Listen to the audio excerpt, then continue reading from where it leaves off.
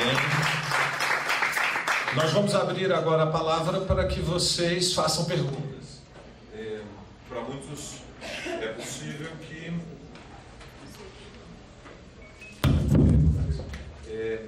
possível que muitos tenham uma certa distância histórica para este período, 64 a 84, mas evidentemente não estamos falando das guerras púnicas nem da guerra do Peloponeso. Nós estamos tratando de um tema que remete ao, digamos, à história do passado recente. E isso significa que alguns dos temas que estão correlacionados com a ditadura mantêm a atualidade. Eu quero, antes de abrir a palavra, destacar dois. O primeiro deles, creio que é muito importante, é que há uma luta democrática ainda por abrir os arquivos da ditadura militar. Não sei se vocês sabem, as Forças Armadas mantêm sigilo de Estado sobre a documentação do período da ditadura. Essa documentação tem enorme importância, não só para historiadores profissionais, mas para o povo brasileiro.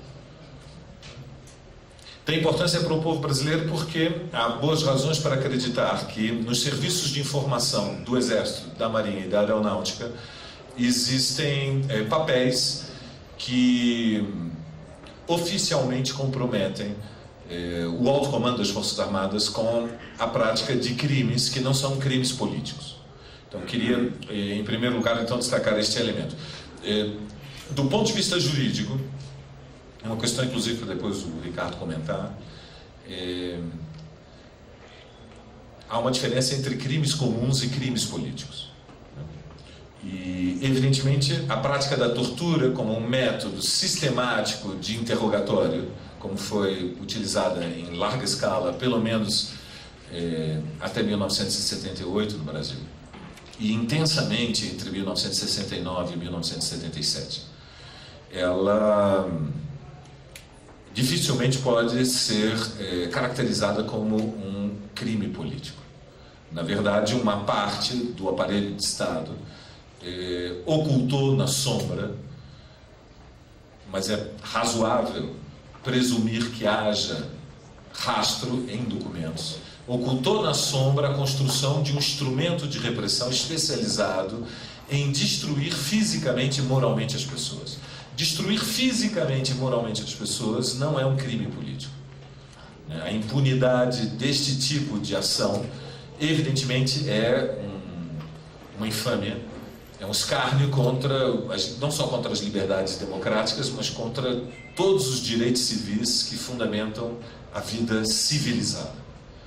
Então, a abertura dos arquivos ainda é uma luta democrática por realizar no Brasil. É uma das limitações inclusive dos 8 anos do governo do PT, que não teve a disposição, o Planalto não teve a disposição de entrar em confronto com o Estado-Maior das Forças Armadas e exigir e impor a abertura dos arquivos. Por que isto não foi feito é evidente. Não foi feito porque uma parte do aparato está vivo. Uma parte dos generais, dos coronéis, estão hoje de pijamas, mas são as suas assinaturas, são as suas impressões digitais que vão ser encontradas nos documentos. É por isso que os arquivos estão fechados. Um segundo aspecto que está em discussão foi a decisão deste ano do Supremo Tribunal Federal de considerar que a lei da anistia ela foi tão ampla que ela beneficiou também os torturadores do regime militar. Sobre isso também existe uma jurisprudência e seria interessante se o Ricardo pudesse também adiante comentar. Isto posto, uma última observação histórica sobre a ditadura. Muitos de vocês, a maioria de vocês, na verdade, muito poucos aqui temos idade para ter vivido a ditadura, a maioria de vocês sabem da ditadura através de relatos, talvez através de filmes de ficção. Creio que é importante destacar exatamente qual é a natureza do regime. O tipo de regime que se implantou no Brasil entre 1964 e 1984, durante 20 anos, portanto, por um intervalo de uma geração, não foi uma experiência curta, foi uma experiência longa. O nosso golpe foi duradouro, não foi uma experiência curta. Foi mais longo que o da Argentina, Para lembrarem, o período mais duro de ditadura da Argentina foi 76, 82, 6 anos. Nós tivemos 20 anos de regime militar. Nós tivemos muitos governos, tivemos Castelo Branco, Costa e Silva, tivemos Médici, tivemos Geisel, tivemos Figueiredo. Este é um tipo de regime em que as liberdades democráticas são todas destruídas. E com as liberdades democráticas são destruídos os direitos civis. E, portanto, toda a ordem política ou jurídica do país anterior fica suspensa no ar. Ao ficar suspensa no ar, significa que o Estado, de fato, e os homens que estão à frente do Estado, homens que podem ou não usar fardas, exercem o poder sem limites. O exercício do poder sem limites é o que define uma tirania. Os regimes tirânicos, eles têm uma lógica intrínseca. A lógica intrínseca é que o futuro legitimará a sua ação. E, portanto, não só estes regimes têm que inventar uma tradição, portanto, eles têm que procurar no passado uma explicação, uma legitimação para os seus atos, como eles têm que fazer uma aposta com a sociedade de que no futuro, as gerações futuras compreenderão por que em situações excepcionais eles fizeram o que tiveram que fazer. Então é por isso que é muito grave se no futuro nós não fizermos o julgamento severo dos crimes que foram praticados durante o período da ditadura militar, porque o futuro não absolveu a ditadura militar. A verdade é que o Brasil, herdado pela ditadura militar, o Brasil de 1974 era uma sociedade muito pior, muito inferior à sociedade de 1964. Por quê? Por que podemos fazer esse juízo histórico tão severo? Eu creio que podemos fazer esse juízo por 3 elementos.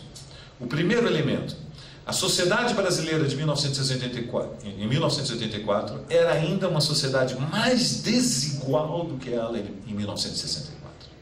Ou seja, o Brasil, que já era uma nação fraturada em 1964, em pleno processo de urbanização e industrialização, mas que herdava das décadas anteriores a 64 uma disparidade social abismal que separava os realmente muito ricos, ou seja, as famílias que detinham o controle da terra, dos bancos, das fábricas, das indústrias, das propriedades imobiliárias, enfim, os donos dos negócios, 20 anos depois da ditadura, estavam imensamente mais ricos do que estavam antes da ditadura se instalar. E a desigualdade que separava esta riqueza concentrada, as classes possuidoras, a burguesia brasileira, que separava esta burguesia brasileira dos setores médios e do proletariado e das massas camponesas, ela tinha se aprofundado. Portanto, houve uma regressão histórica. Um dos elementos chaves para aferir, para ter uma medida se uma sociedade caminha num sentido civilizatório, é se, com o capitalismo, ou não, no caso do Brasil, claramente com o capitalismo, as classes dominantes, ao mesmo tempo que aumentam a riqueza nacional, são capazes de diminuir a desigualdade social dentro da nação. Este é o primeiro elemento. A burguesia brasileira, que apoiou o golpe, e as classes médias, sobretudo setores mais acomodados, como lembrou Waldo, que também apoiaram o golpe, em 84, quando a ditadura caiu, confrontaram-se com uma nação que era mais desigual, que era, portanto, mais injusta do que aquela que existia em 1964. E por isso, em 84, quando a ditadura caiu, eles tiveram medo. Eles olharam o Brasil de frente e tiveram medo. Tiveram medo porque o que viram era um país que já não era um país agrário, era um país urbano, concentrado em 12 gigantescas regiões metropolitanas, todas elas com 1 milhão ou mais de habitantes, sendo que na Grande São Paulo e na Grande Rio, na Grande São Paulo, naquele momento, com mais de 15 milhões de habitantes, e na Grande Rio, com mais de 7 milhões de habitantes.